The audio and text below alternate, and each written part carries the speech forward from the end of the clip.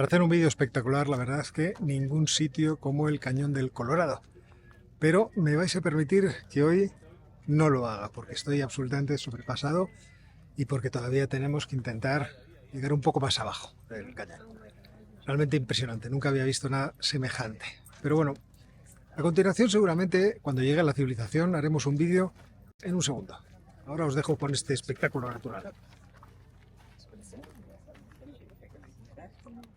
La polémica surgida alrededor del concepto de libertad de expresión debido a la decisión del juez Alexandre de Moraes no es, creo yo, una polémica baladí, sino que afecta a cuestiones que son realmente muy importantes para el desarrollo de las sociedades democráticas, pero también para el propio desarrollo personal, es decir, para lo que uno va a estar capacitado para hacer y decir dentro de la esfera pública como ciudadano y lo que no va a poder decir o no va a poder opinar, o sobre aquello de lo que no va a poder opinar dentro de esa esfera pública. Sabéis que la Agencia Nacional de Telecomunicaciones de Brasil ha bloqueado el acceso a la plataforma X y que además el juez ha planteado una serie de prevenciones que incluso van a la multa a todos aquellos ciudadanos brasileños que intentan acceder a la plataforma X a través de subterfugios, es decir, a través de las famosas VPNs que permitirían que su dirección IP esté localizada no en Brasil, sino en cualquier otra parte del mundo. Y como sabemos que Elon Musk ha estado presumiendo mucho de que su compra de esta plataforma, de esta red social, estuvo motivada para poder ampliar la capacidad de expresión pública de todo tipo de opiniones y por lo tanto estaba motivada por un deseo de defender la libertad de expresión, creo yo que sería interesante que nos fijáramos un poco en el concepto de libertad de expresión y bueno, pues las cuestiones que alrededor de ese concepto defienden la libertad de expresión, tratan de restringir la libertad de expresión e incluso pueden tener la ambición de anular completamente esa libertad de expresión.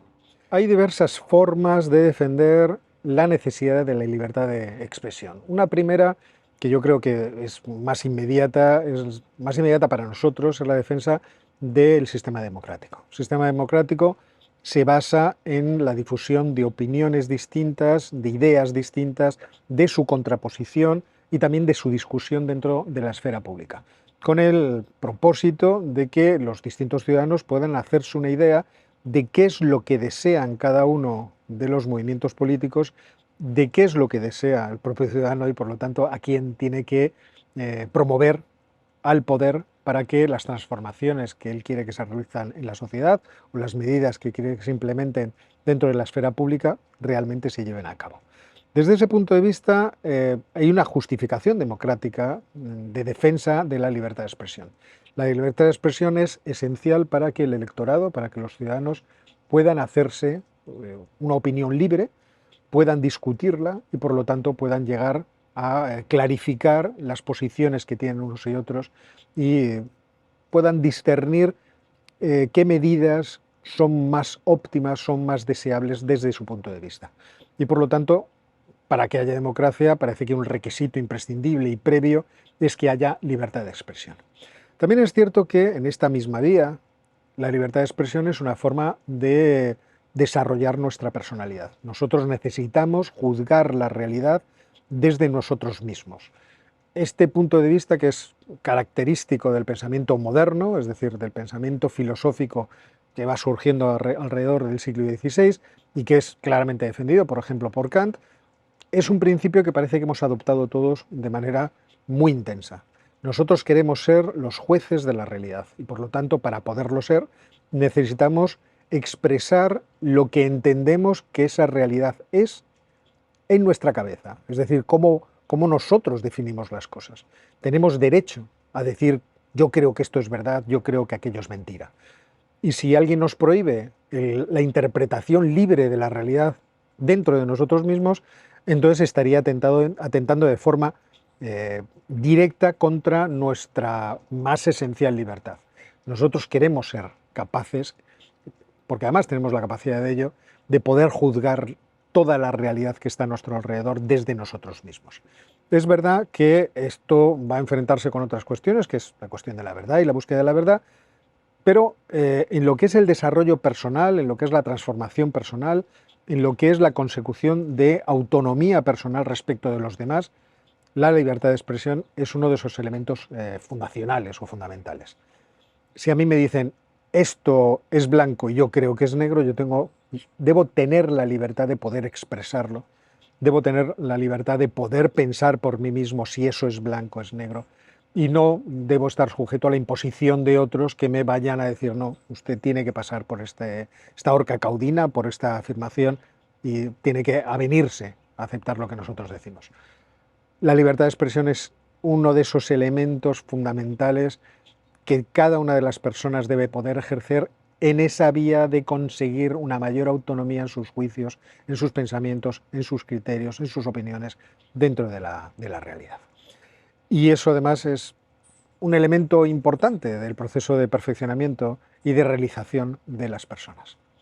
Y luego está otra cuestión que es especialmente importante, que es la cuestión de cómo la libertad de expresión nos permite aproximarnos a conocer la verdad más que si esta libertad de expresión no existiera. Es decir, el hecho de que nosotros contrapongamos ideas en el ámbito de lo público, es decir, allí donde todos coincidimos y podemos opinar unos con otros, es uno de los elementos importantísimos para poder determinar qué es cierto y qué es falso. Y esto se ve mucho en las redes sociales. Cuando en las redes sociales se va transmitiendo una idea que es falsa, que es una mentira, si no hay nadie que tenga la capacidad, es decir, si no nos permiten tener la capacidad de ir a esa esfera, a esa arena pública, a discutirlo, a poder oponer los argumentos que creemos que contradicen esa verdad única, en ese caso la búsqueda de la verdad queda absolutamente dañada. En este caso, aquí estamos en una esfera que podríamos decir muy liberal, ¿no? John Stuart Mill quizá es el gran defensor de estas cuestiones. Si tenemos que darle una posibilidad a la verdad, tenemos que darle una posibilidad a la discusión de qué es verdadero y de qué es falso. Y por lo tanto, necesitamos que en el ámbito de lo público, donde todos nos reunimos, cada uno pueda poner encima de la mesa argumentos que expresen por qué él cree que una cosa es verdadera o es falsa. Y así que todos los demás podamos juzgar desde nuestra capacidad racional quién tiene razón. Y llegar a tratar de expurgar los elementos para decir, pues parece que lo verdadero es aquello, o lo verdadero es aquello. Esta contraposición de ideas, además, implica una necesidad de hacer surgir ideas nuevas, de estar vivo, por así decirlo, en el ámbito de lo público, de discutir, de también ser suficientemente humilde para reconocer cuando uno está equivocado y ceder, aunque sabemos que en esa búsqueda de la verdad puede existir mala intención. Es decir, podemos encontrarnos a los típicos sofistas que nos quieren llevar al huerto y por lo tanto que traten de meter mucha mentira, mucha desinformación, para que los individuos no creen o no formen opiniones limpias, claras acerca de la realidad, sino que sean llevados por determinadas opiniones, incluso por el alimento de reacciones sentimentales, a determinadas conclusiones que pueden ser útiles para los intereses de aquellos que promueven estas ideas.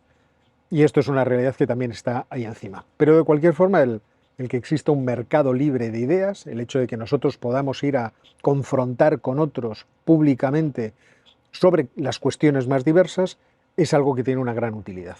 Y luego ya queda, a criterio de la honestidad intelectual de cada cual, el aceptar que ha sido derrotado, entre comillas, en términos intelectuales o no, y por lo tanto aceptar las razones del otro como más verdaderas. Por lo tanto, el que haya un mercado de ideas, el que haya un foro público en el cual cada uno pueda decir lo que piensa de la realidad y pueda ser desmentido por los demás o pueda ser corroborado por los demás, parece ser algo que es bastante importante. Sin embargo, aquí podemos encontrar diversos problemas. Problemas en los siguientes sentidos. Por una parte, de una forma bien intencionada, nosotros podemos difundir ideas que sean peligrosas para la seguridad de otros o que sean peligrosas para la justicia que se le debe dar a otros. Es el caso, por ejemplo, de las leyes de no discriminación. Si todos debemos ser tratados de forma igual, determinados discursos pueden promover que algunos sean tratados de forma diferente e incluso que algunos sean preteridos, sean ofendidos o incluso sean atacados. ¿Hasta qué punto debe existir intervención de la comunidad política cuando se perciben movimientos organizados para tratar de atacar a determinados grupos sociales? Decir, no es que los aficionados del Real Madrid deben ser exterminados. Dios no lo quiera porque yo soy uno de ellos. Este tipo de discursos, con mayor o menor malevolencia, deben ser, digo desde el ámbito de lo público, deben ser combatidos. Debe haber leyes que prohíban el que se difundan este tipo de mensajes. Y si es así, ¿de qué manera se pueden implementar? Implementar en todos los ámbitos que podamos imaginar y en todas las arenas públicas, dentro de todos los foros públicos que podamos crear. Bueno, pues esta es una de las cuestiones que es interesante plantearse. Es cierto que otros, por ejemplo Herbert Marcuse, se preguntaban, hablando de lo que ellos llamaban la tolerancia represiva, se preguntaban si toda esa libertad de expresión, es decir, la capacidad que tenemos todos de discutir públicamente cualquier cosa, no daba una falsa sensación de participación en la realidad, que se oponía a las transformaciones radicales de la sociedad que ansiaban los marxistas.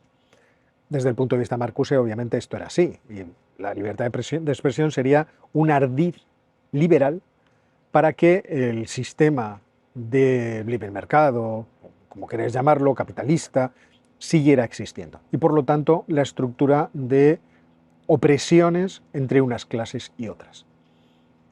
Esto justificaría la intervención dentro de la esfera pública para que ciertas ideas no se puedan transmitir y otras sí, para que ciertas voces se puedan escuchar y otras no.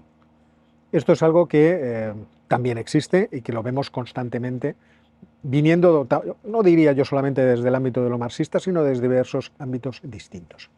Luego también existe la intención de expulsar de la arena pública a través, en principio, del desprecio de todos aquellos que opinan desde plataformas o desde posiciones intelectuales distintas a las que se van convirtiendo en convenciones o en el mainstream, en la corriente principal, en lo que es lo ortodoxo.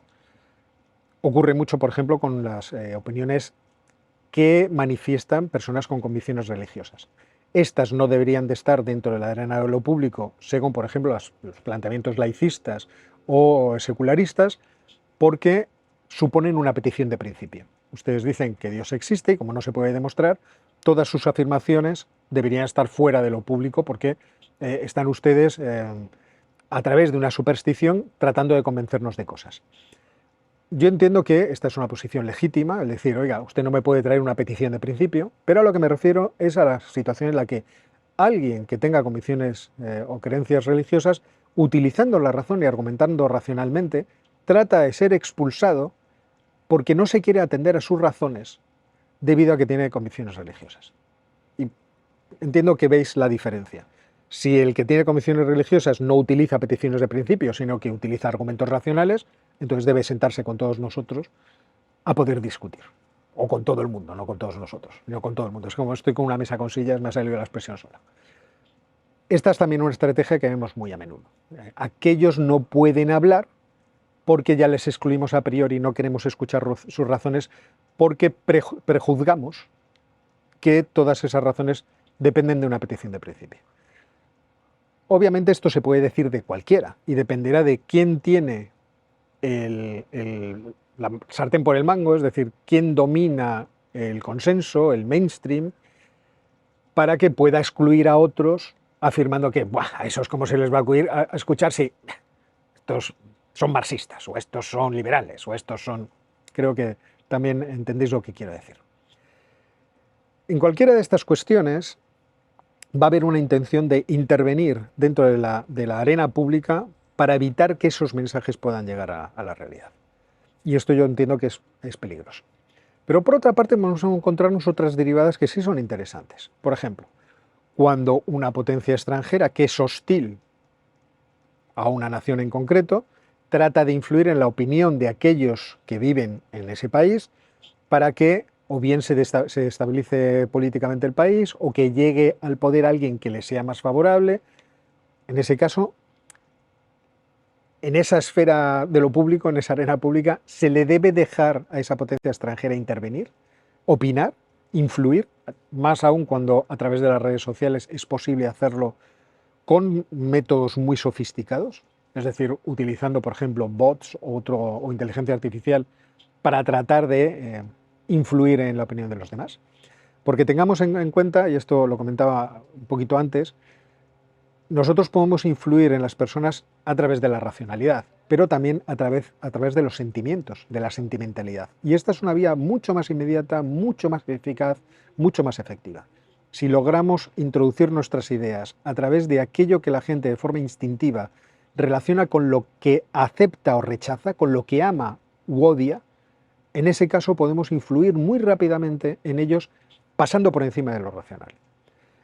De tal forma que puedan aceptar argumentaciones o argumentos claramente falsos, incluso claramente perjudiciales para ellos, de manera mucho más fácil. ¿Hasta qué punto la comunidad política, a través de sus instituciones, el Estado en este caso, tiene o no derecho de intervenir o de promulgar leyes para impedir esto? En cualquier caso, aquí acaba la reflexión de hoy, el vídeo de hoy, espero que os haya gustado. Si es así, suscribiros al canal, activad las notificaciones, dadle al botón de like, considerad haceros miembros del canal para apoyar el proyecto y, como siempre os digo, nos vemos muy pronto.